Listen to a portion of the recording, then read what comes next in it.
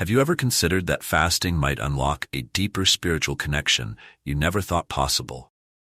Imagine a journey, not of deprivation, but of transformation, where fasting becomes your direct line to divine power. In this video, we'll unravel the mysteries behind fasting, clear away misconceptions, and reveal how it can offer you an immediate and life-changing connection to God. Prepare to challenge your understanding and experience spiritual rewards you never dreamed of. If you're ready for a soul-shaking revelation, let's dive into the truth of fasting. The human body, created by God, is nothing short of a miracle, finely tuned machine with boundless potential. Yet to sustain this powerful engine, we need fuel, food. Hunger is not just a biological trigger, but a divinely designed signal reminding us to nourish our bodies. It is food that powers us, helping to maintain the delicate balance of life. But what happens when we choose to deprive ourselves of this fuel, when we fast? In today's world, we're taught that food is essential. 3 meals a day, no excuses. We're told that breakfast is the most important meal, that each meal keeps us healthy, strong, and ready for the day ahead. From childhood, we're trained to follow this rhythm, believing that our physical strength and well-being depend entirely on food. But fasting defies this rhythm. Today, fasting is often tied to dieting, a tool to shed pounds and improve health. But biblical fasting is something entirely different, a spiritual discipline. This practice isn't about losing weight.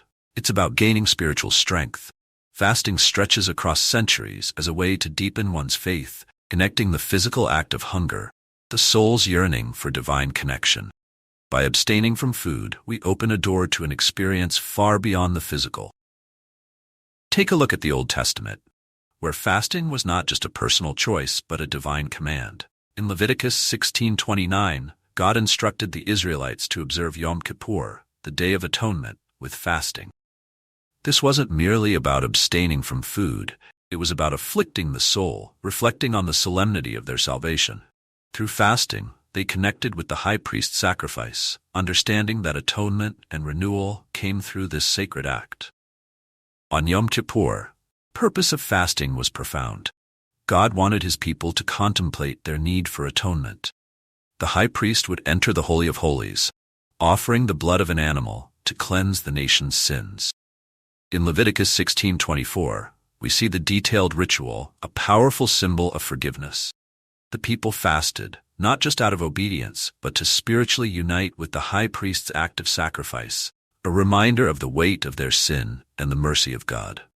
Fast forward to the New Testament, where Jesus transforms the understanding of fasting. In Matthew 6, verse 16-18, he warns his disciples not to fast like the hypocrites, who make their suffering obvious to others. Jesus teaches that fasting is a personal act, an intimate connection with God that should remain hidden from others. The reward is not earthly recognition, but divine grace seen only by the Father. Jesus' teaching goes beyond the physical act. It is about sincerity. Fasting is not a performance for others, but an opportunity to draw closer to God through humility and repentance. True fasting invites divine attention and spiritual renewal, aligning your heart with God's will.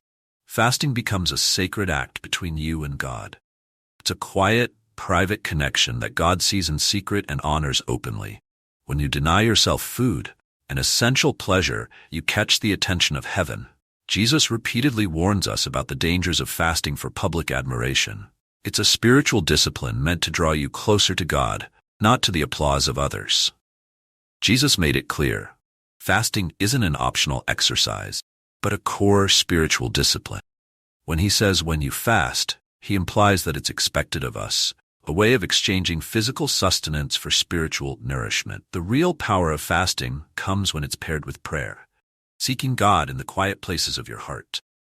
If your only reason for fasting is to impress others, then the fleeting recognition you receive is your only reward. Understandably, if you've never fasted before, it might seem overwhelming. Our modern routines revolve around meals, and the thought of going without food can stir up anxiety. Will you be able to handle the hunger? What about the physical discomfort? And let's not forget the constant bombardment of temptations, commercials luring you with snacks, or the social pressure to indulge. These are real challenges. Fasting offers spiritual rewards that far outweigh the discomfort. You might also wonder, what will others think of me? Fasting, however, is deeply personal. It's an intimate spiritual journey between you and God. Don't worry about how others perceive your fast. When done with the right heart, it transcends social judgment and focuses entirely on spiritual growth and a deeper connection to God. Fasting is not for show, and as Jesus taught, it should be done without drawing attention. When you fast, Jesus said, anoint your head and wash your face so that you do not appear to men to be fasting. The reward doesn't come from others noticing your fast, but from God, who sees your sincerity in secret and rewards it openly. The quiet act of devotion, done with humility and grace, knowing that God sees your heart. This teaching serves as a powerful reminder. Your religious practices should never become a performance for others. Fasting is a sacred commitment. Quiet exchange between you and God, meant to be carried out privately and with deep reverence. But there are also moments for communal fasting. In the Bible, we see Ezra leading 4,000 people in a fast, and Queen Esther calling upon all Jews to fast for divine intervention. These examples reveal that fasting can also be a collective act, where unity and shared purpose amplify the spiritual power of the fast, bringing communities together to seek God's hand in moments of need. Today, we still practice communal fasting during events like the National Day of Prayer and Fasting. Each May, Christians across the country come together to fast, pray, and seek God's guidance for themselves and their nation. This dual nature of fasting, both personal and communal, emphasizes the importance of nurturing not just your individual spirit, but the collective faith of your community. Fasting goes far beyond simply restricting food for health or weight loss. It is a biblical discipline, deeply rooted in spiritual intentions. Each type of fast carries its own purpose and is always intertwined with prayer. Fasting is a powerful catalyst for spiritual growth, enhancing your prayer life and helping you become a stronger intercessor in your faith journey. Some may believe that living a Christian life is easy, but true spiritual strength is built through discipline. Just as a soldier trains for battle, we are called to engage in spiritual exercises, prayer, fasting, and worship to strengthen our faith. Fasting is one of the most powerful tools we have to deepen our connection with God and sharpen our spiritual resilience. Jesus instructed his disciples that intercessory prayer, especially for the church and the salvation of souls, is a spiritual battleground. Fasting is like preparing for a steep mountain climb. It challenges both your physical endurance and spiritual stamina, but it equips you to overcome spiritual opposition. Fasting sharpens your prayers and gives them a cutting edge in the spiritual realm. If you're new to fasting, start small. Just as a mountaineer doesn't begin with the tallest peak, your fasting journey should begin with modest steps. A simple act of faith, no matter how small it appears to others, is precious to God, who will be honored. Every fast, no matter its size, strengthens your spiritual muscle and deepens your connection to God. Fasting isn't just about avoiding food. The true essence of fasting lies in the sincerity of your heart. Think of it like a marriage proposal. It's not the length of the proposal that matters, but the genuine love and commitment behind it. Likewise, your fast should be filled with a heartfelt desire to draw closer to God. The sincerity of your intent is what God values most. When you begin fasting, don't focus on the clock or calendar. The heart of fasting isn't measured in hours, but in your relationship with God. More than the duration of your fast, God treasures the sincerity and intensity of your prayers. If your heart is aligned with God's will, even a short fast becomes a powerful spiritual act. If fasting is new to you, begin simply, perhaps by skipping one meal. In the Old Testament, the Jews were instructed to fast for a full day on Yom Kippur, from sunset to sunset. You can use this structure as a model for your own fast, allowing it to guide your body and soul into the practice without overwhelming yourself. Plan your fast with a similar structure. Start by abstaining from your evening meal, continue through the night, and then skip breakfast and lunch the next day. When the sun sets, break your fast with a simple meal. This approach helps you focus spiritually while giving your body time to adjust. It's an excellent way to begin without pushing yourself too hard. Fasting with a partner can be a powerful experience. While fasting is often a private act, There's great value in sharing this spiritual discipline with someone else. If you're new to fasting, having a companion on this journey can provide the encouragement, accountability, and support needed to stay strong in your commitment. If you are fasting for a specific prayer need, consider inviting someone to fast with you. Jesus spoke about the power of agreement in Matthew 18:18-19, where he teaches that when two or more agree on earth, their prayers gain heavenly attention. Fasting with a partner strengthens both your prayers and your resolve, amplifying the spiritual impact of your fast. This principle extends beyond prayer to fasting as well. Think of it like planning a journey with a friend. Everything becomes more enriching when shared. The same applies to fasting. When you fast with someone else, your prayers gain focus, your spiritual discipline strengthens, and your experience becomes all the more powerful. There are practical benefits too. Fasting alongside a friend gives you someone to lean on. You can share concerns, ask questions, and find mutual encouragement. If you're anxious about fasting, a companion provides the strength and reassurance you need to carry on. Together, you can pray, reflect, and help each other stay accountable. When the fast ends, don't forget to celebrate. Take time to reflect on what you've learned, how you've grown, and the spiritual revelations you've received. Fasting is a journey worth celebrating, especially when shared with others, as it strengthens both your bond with God and with your partner in fasting. Climbing a mountain alone is an incredible feat, but when you climb it with someone else, the experience transforms. You celebrate together, reflect on the journey, and share your victories. In the same way, when you fast with others, a sense of accomplishment and joy is magnified, making the entire experience more meaningful.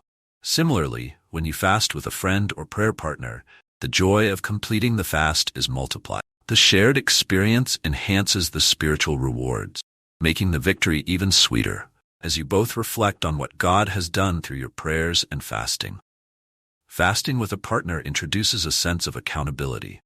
Knowing that someone else is on the journey with you helps curb the temptation to give in to hunger or minor slip-ups.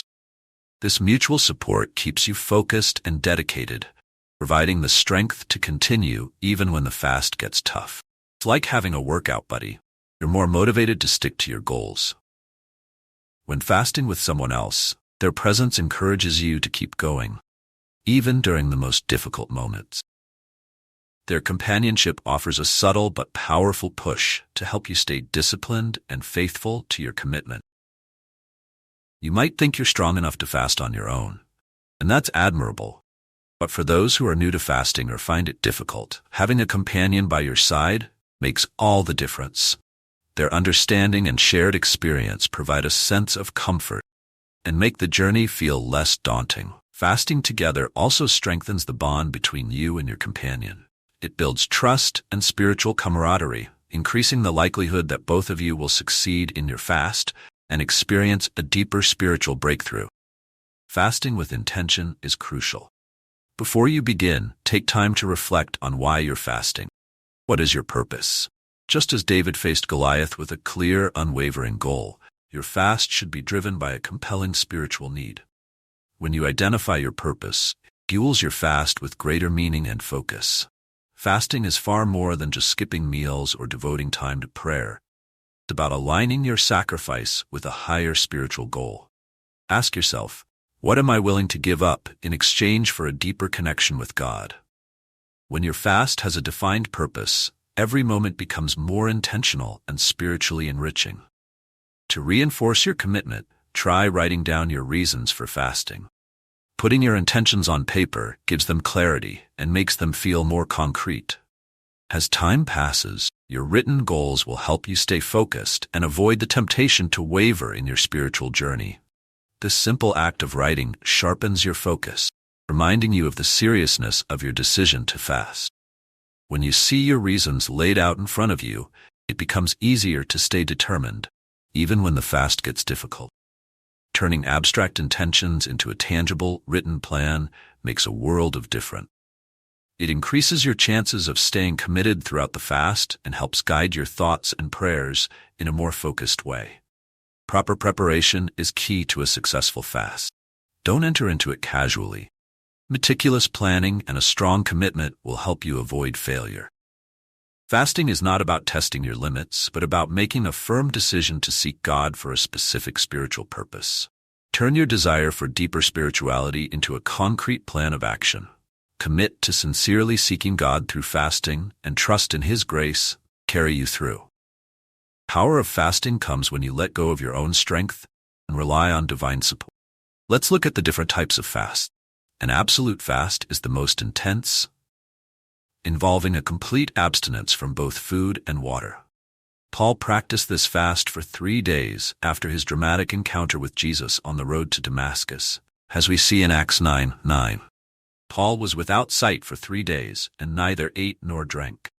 While this type of fast is powerful, it's not advisable for beginners. Absolute fasts are typically reserved for moments of great distress or when seeking God's help for serious issues, like breaking an addiction or facing spiritual attacks. A normal fast is a more common type of fast. It involves abstaining from all solid foods, but allows for the consumption of liquid. This is the type of fast most frequently referenced in the Bible, where people forgo solid foods but still consume water, other liquid. Another option is the partial fast, where certain foods or drinks are excluded but not all. This is famously known as the Daniel fast, where Daniel chose to eat only vegetables and drink water, rejecting the rich foods of the king's table, as seen in Daniel 1:12. Daniel's fast proved beneficial. Later, in Daniel 10:3, he again followed a partial fast, this time avoiding choice foods, such as meat and wine, for a period of 3 weeks. This type of fast allows for a focused sacrifice without the full deprivation of food. Another example is John Wesley's fast. Wesley, the founder of Methodism, fasted regularly, eating only wholemeal bread and drinking water for 10 days before his gatherings. This intense spiritual preparation helped him and his preachers focus on their ministry and align their hearts with God's mission. Wesley's fast wasn't just about abstaining from food. It was about spiritual preparation. By fasting and praying, he and his ministers grew stronger in their faith, better equipped to lead their congregations and inspire others to deepen their connection with God. Although uncommon in Christian practice, a fast like Wesley's can also have medical benefit, such as identifying food allergy. The fast begins with a day of complete abstinence, cleansing the body and preparing the mind for deeper spiritual clarity. After the initial fast, a new food group is introduced each day for 6 days, helping to identify potential triggers for health issues. This type of fast not only provides spiritual clarity, but can also serve as a physical reset, enhancing your overall well-being. Choosing the right fast is important. Reflect on your personal circumstances, physical health, spiritual goals, and experience with fasting. These considerations will help you select the type of fast that aligns with your needs and intentions. If this is your first time fasting, start with a manageable goal. A 1-day fast, modeled after the Yom Kippur fast, is a great place to begin. It's long enough to be meaningful, but not so challenging that it becomes overwhelming. If you're fasting for a serious spiritual or personal issue, consider fasting 1 day a week for several weeks, rather than jumping straight into a long, multi-day fast. This gradual approach allows you to build your fasting stamina and stay spiritually focused over time. As a beginner, think of fasting as an uncharted journey. Approach it with humility, allowing yourself to learn and grow both physically and spiritually. Pace yourself as you discover the powerful connection between fasting, prayer, and God's presence in your life. A normal fast where you consume only liquids for 1 full day is ideal for beginners. It gives your body time to adjust and helps prevent adverse reactions if you later choose to try more intensive fasts, such as absolute fasts. It's crucial to match your fast to your purpose. For routine spiritual growth, a normal fast is perfect. But if you're fasting for a significant issue, like seeking a major breakthrough or facing a personal crisis, a stricter fast may be more appropriate. Comfort matters too. Choose a fast that you feel confident in, whether it's the duration or the type of food you eliminate.